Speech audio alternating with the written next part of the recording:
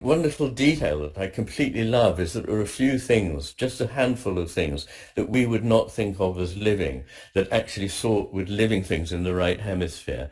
And one of them is musical instruments. So musical instruments are not seen as tools. They're seen as part of an extension of the body, which I think is absolutely beautiful.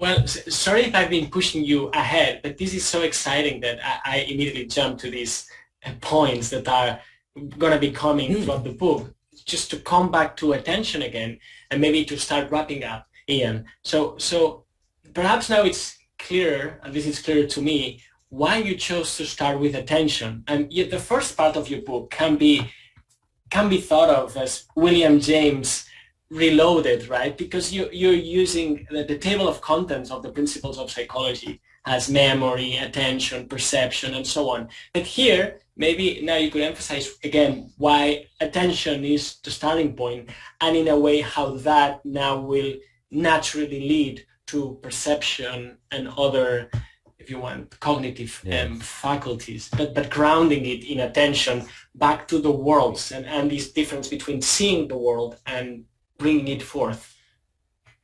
Yes. Of course, I argue that it's not that we make up reality in our heads, and there's no real anything, quote, out there. Nor is it the case that there just is something out there and we have to get to know it, and our knowing of it doesn't contribute in any way to what it is. So it's a back and forth, as you suggest, between the attending person and what is attended to. And we'll talk, no doubt, much more about a kind of open attention, which is prepared to be highly receptive, but without preconception. That is a kind of attention that the right hemisphere is best at paying. And we can train ourselves to attend in that way through skills such as mindfulness meditation and so on. But the point I'm making there is that the attention that we pay to the world does alter what happens there. And we know this as a fact in physics, don't we, Alex? I mean, you can tell me if I'm wrong, but I think we are clear that attending to something changes what is there. And this is a beautiful physical parallel or metaphor for what happens psychologically. That when we attend in one way, we see one thing. If we attend with a quite different kind of attention, a more open, more sustained, or more vigilant attention, or a more engaged attention, we find something different. If you only are used to paying the dissecting, analytic attention and distancing yourself completely from what you find, you'll find the world is a cold, meaningless heap of fragments. So what we mean by reality is going to depend on attention from the word go.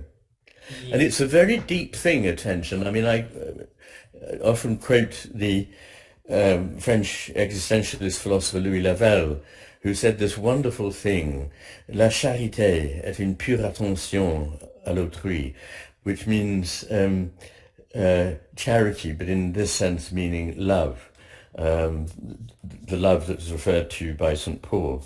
Uh, Love is a pure attention to the existence of the other. So it's actually a creative act, but it's also an integrating act in every sense, an emotionally engaging act.